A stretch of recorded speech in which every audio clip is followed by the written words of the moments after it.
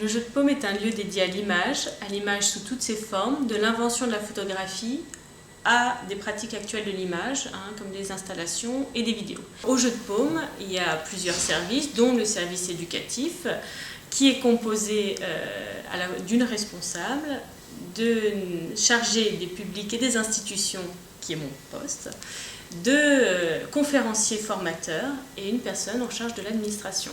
La médiation culturelle, c'est un terme ici au jeu de paume qu'on n'utilise pas. On dit que l'on fait un travail de transmission.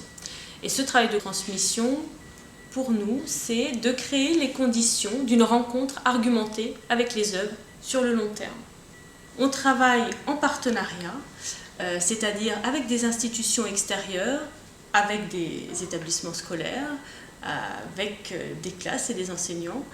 Mais évidemment, pour que ce travail de transmission ait lieu, il faut que les conditions soient réunies, autant financières, conditions d'accueil, mais aussi contenu, travail sur le contenu, c'est-à-dire qu'on va aller travailler avec les commissaires, les artistes, les autres services, rassembler des informations, documenter, problématiser tout ce contenu d'informations pour en produire à la fois des outils, comme le dossier enseignant par exemple, ou des propositions d'action.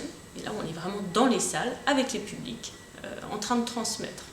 Ce qui est intéressant dans ce travail, c'est vraiment d'être en contact permanent avec les œuvres et avec les artistes, d'être en continuelle réflexion, en continuel travail de théorisation, de problématisation des œuvres et de la création contemporaine. C'est aussi le fait de travailler en équipe, d'être à plusieurs, d'avoir plusieurs points de vue. Alors en équipe et puis avec des publics. Et que les points de vue sur ces œuvres dont je vous parlais, ces points de vue sur ces artistes, en fait, sont renouvelés aussi par les publics que je rencontre. Et beaucoup par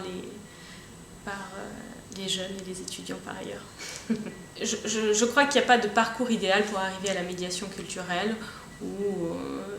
Je pense qu'il faut être avant tout curieux, avoir envie de partager et d'être en permanence en train de se remettre en question ou de se questionner sur à la fois les œuvres qu'on rencontre et la manière dont on les perçoit.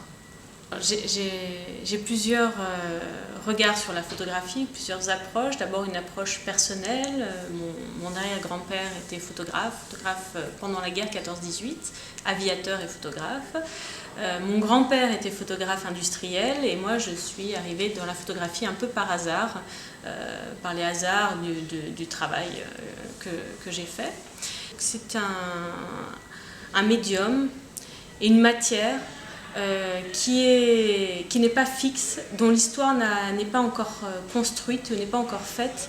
Et cette mouvance m'intéresse parce qu'elle permet d'être sans cesse en questionnement. Ce que je conseillerais aux jeunes photographes, et je ne suis pas très bien placée au final pour le faire, puisque ce n'est pas mon métier, mais peut-être parce que j'en rencontre beaucoup, je dirais, continuer à travailler beaucoup et à persévérer.